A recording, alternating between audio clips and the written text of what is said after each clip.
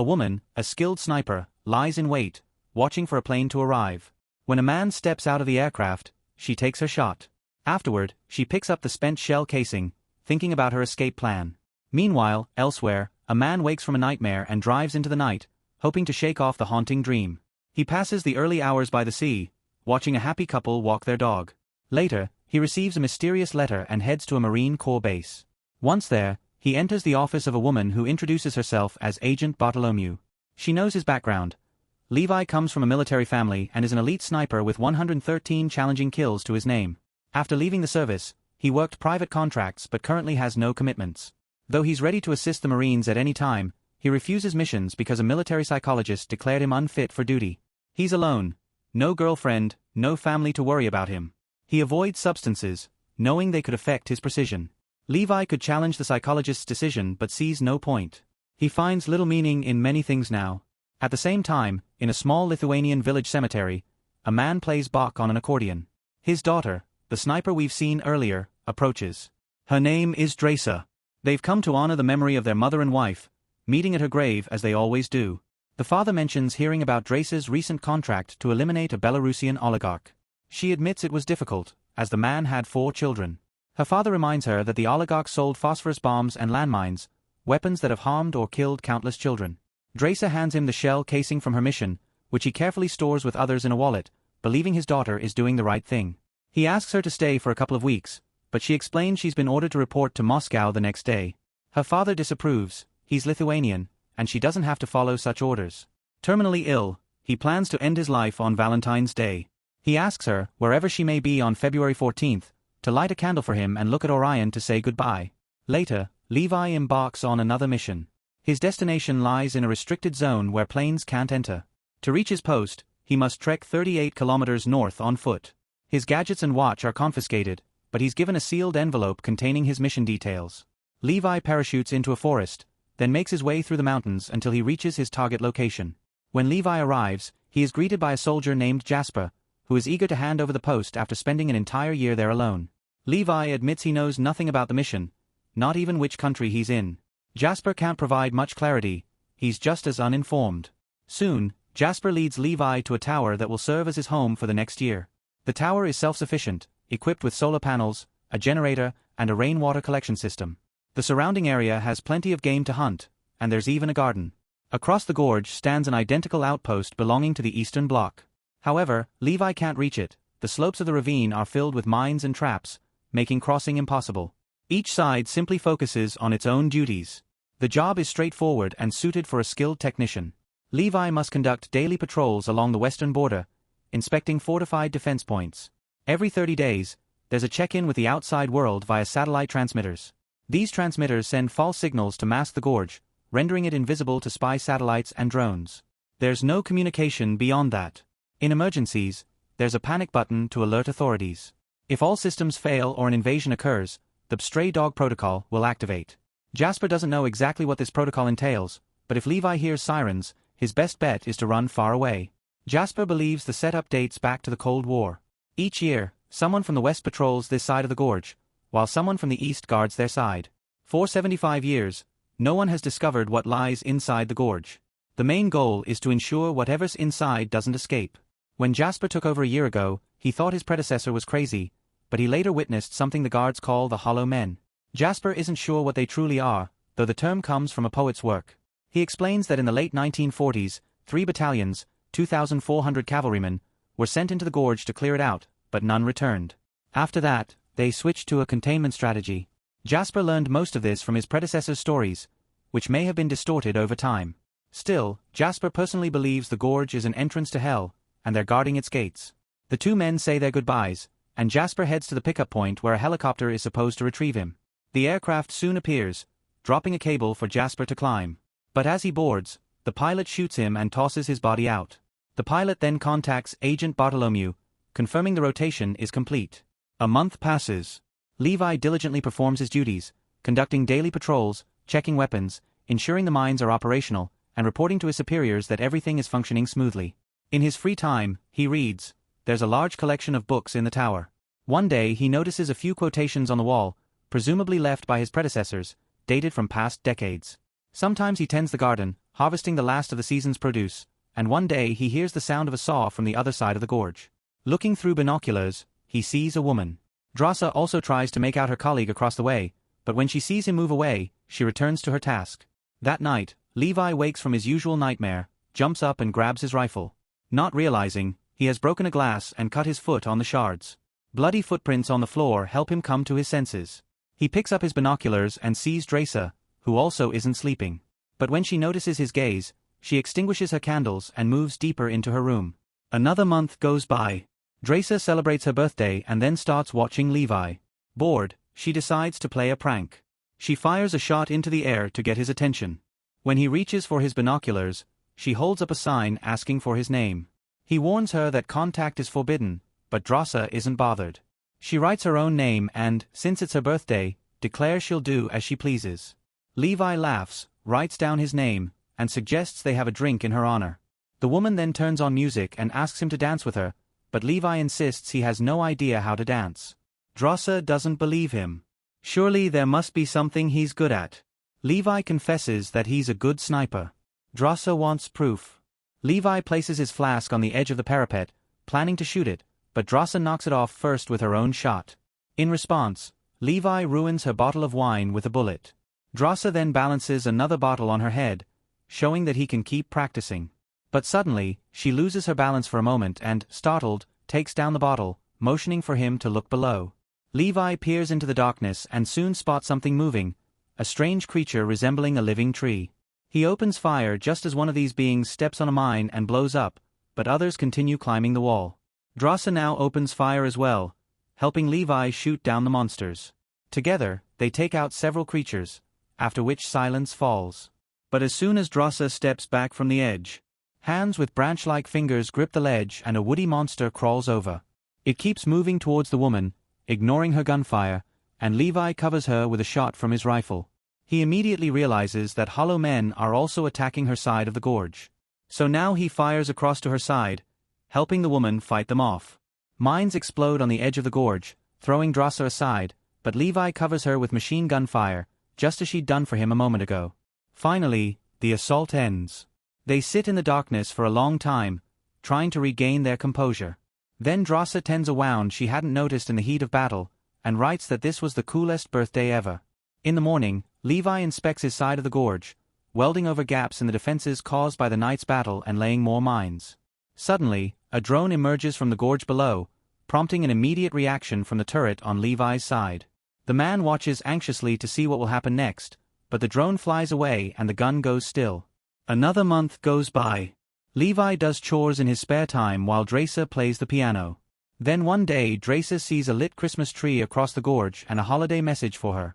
They both build snowmen and name them after each other, as if growing closer that way. They even start playing chess together, calling out their moves to each other in turn. One evening the pair sets up a real drum battle using anything they can find as percussion instruments. February arrives. Levi wakes once again from a nightmare and goes out onto the balcony, where the wind is howling. He realizes Drasa is also awake. In the morning, he writes her a note, but she doesn't respond because it's February 14th. She turns on a Bach record and cries, remembering her father. When Levi notices this, he asks what happened. Drasa confides that she's having a difficult day and suddenly wishes he were with her. Levi can't sleep all night, pondering the situation. Then he reads a quote on the wall about the courage of those who've come far and sets to work building a complicated contraption. In the morning, Drasa sees Levi firing a grenade across to her shore with a rope attached, thus setting up a makeshift cable crossing. She runs into the woods, finds the smoldering device, extinguishes it, and ties the rope to a tree. Then she spots a note with an invitation to dinner. Levi tidies himself up and gathers a bouquet of wildflowers, then launches himself off his side of the gorge, zipping along the rope. But he slows before reaching Drasa's edge and must haul himself along by hand, which isn't easy. Drasa invites him to have rabbit pie and he offers her the flowers. He can't help expressing his admiration. Up close, she's even more beautiful. She suggests he wash up in the sauna first, since he's all sweaty from crossing over. Levi laughs, explaining that he miscalculated the tension on the line. Drasa promises to bring him some clothes left behind by previous occupants, but teases him by hanging them a bit too far from the sauna, forcing him to run around naked to get dressed. Later, they have lunch and speculate about where in the world they might be. Both of them were drugged during transport, so they have no idea. Levi can say one thing for sure. They're in the northern hemisphere. He then admits he's a sniper. Immediately, Drosser realizes who he is. His shot in Yemen was the pinnacle of marksmanship. Levi shifts the conversation back to their location. Drosser explains that her father advised her not to learn the whole truth. Levi talks about his childhood in Oregon, where his father taught him how to shoot. That night, they turn on music, and Drosser manages to make Levi dance. Noting that he lied about not knowing how, he's very graceful. The two grow closer. Afterward, they talk about everything, eager to learn more about each other. Levi confesses that he wrote a poem dedicated to her, but refuses to recite it. In the morning, Levi says goodbye to Drosser, admitting that her pie was simply divine, then heads back across the gorge. But as he nears his side, a mine goes off, the rope snaps, and he plummets into the gorge. Dross immediately grabs her weapon and a parachute and jumps after him. But dense fog hides a raging river below, and she plunges into it, quickly sinking. She barely manages to cut herself free from the parachute lines, losing her gear, and struggles to survive by clinging to a fallen tree. Meanwhile, Levi hangs unconscious upside down in one of the gorge's enormous trees, unaware that its branches are coming to life, turning into a strange insect-like creature that's about to devour him. Fortunately, he revives and manages to shoot the monster. Drosser hears the shot and hurries toward the sound, while Levi falls from the tree. Hitting the roots, he realizes they are awakening and trying to pull him underground, apparently intending to feast on him. A gigantic maw-like opening is about to close over him when Drosser arrives and opens fire, causing the roots to retreat. Levi thanks her for coming to his rescue, but she's sure he would have done the same for her. They wander through the foggy forest, discussing how to get out of there when suddenly a horse made of tangled roots charges at them. Riding it is a strange plant-like humanoid. The figure dodges their bullets and then attacks Drosser while Levi fights off the horse. The pair barely manages to defeat these bizarre creatures. Levi speculates that living humans serve as food for these plant monsters. Then Drosser realizes she lost their rope in the river, and now it's unclear how they can climb back up. She suggests following the river, hoping there's an exit somewhere. Levi points out the remnants of a uniform on the fallen rider. It's all post-war attire from the 1940s. These must be the remains of those cavalrymen who vanished. They set off, marveling at the strange and terrifying tangles of trees and shrubs that clearly incorporate human-like shapes. Soon, they come across partially destroyed structures, seemingly damaged by seismic activity. They enter a building resembling a church. Inside, the pews remain intact, with human remains scattered on them. Levi detects a familiar smell and concludes these people died from cyanide poisoning. But how did this happen? Drosser urges him to leave quickly when suddenly giant spiders drop down on them from above. They shoot their way out and sprint for the door as the mummified bodies on the pews begin to move. Drosser fires a grenade launcher at the church wall, setting it ablaze, and they narrowly escape the nightmare. They try to hide, but it's impossible. Monsters are everywhere. Drosser suggests sticking close to the gorge wall, where at least no one can attack from behind. They run there and find an entrance to a mostly intact hangar, where they barricade themselves to rest. Soon, they realize this is a base built into the rock of the gorge. Exploring further, they discover an old laboratory filled with chemicals and compounds. While searching, Levi finds a reel of film in a generator that still works despite its age. Lights flicker on, and Levi locates a projector.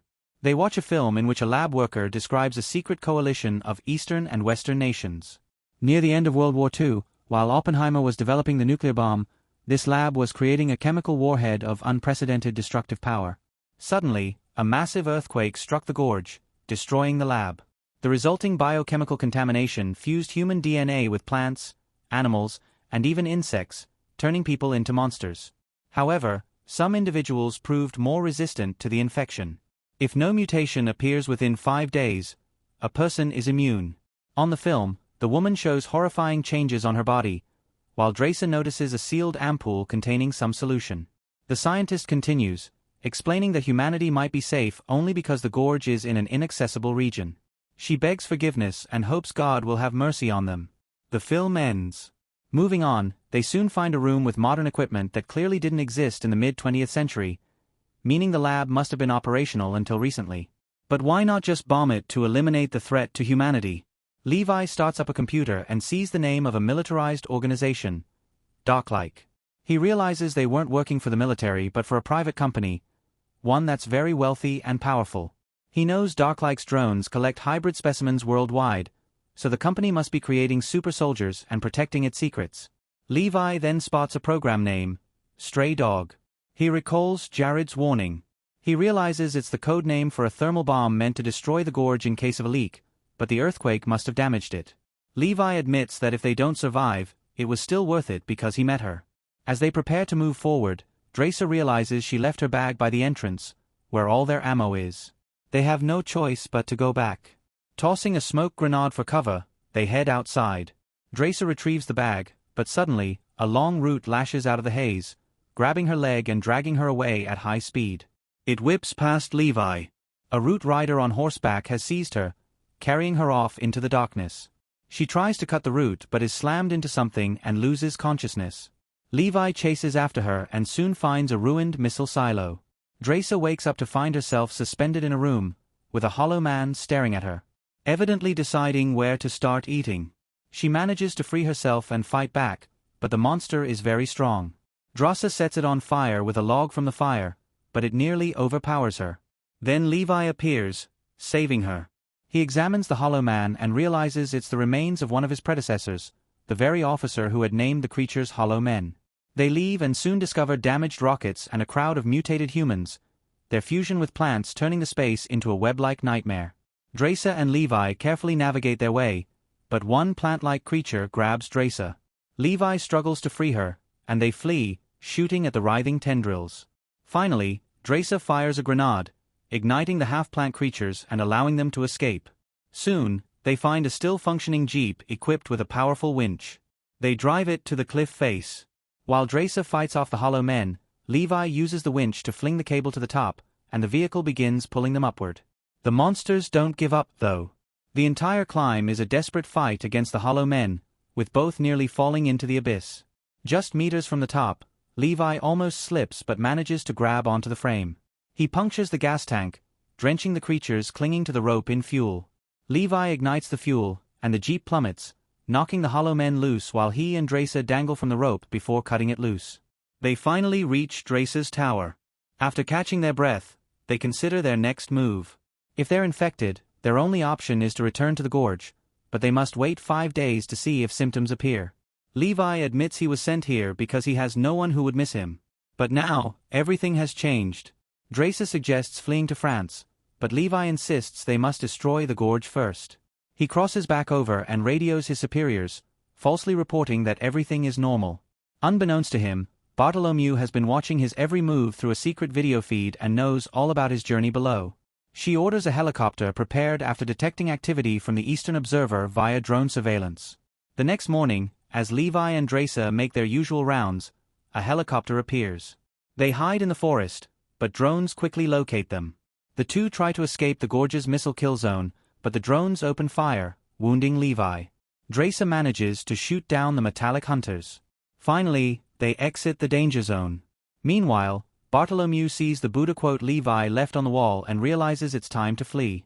But before she can act, Levi and Dracer trigger a chain reaction of explosions, exposing the gorge to spy satellites. The stray dog protocol activates, and the helicopter takes off but is caught in the blast. Levi is knocked into the river by the shockwave and disappears with the current. Dracer waits 6 days for him in a nearby cave, then leaves. Sometime later, she settles in France and finally opens his last letter, which contains a poem he wrote for her. Overcome with emotion, she cries, remembering Liam. She begins working at a cafe, and one day, she suddenly sees Liam sitting at a table. Holding back from running into his arms, she simply asks why he's been gone so long. Liam admits he was badly injured but is now ready to work in her kitchen. The film attempts to blend intellectual horror, romantic melodrama, action blockbuster, and sci-fi horror, but ultimately struggles to commit to any single genre or tone.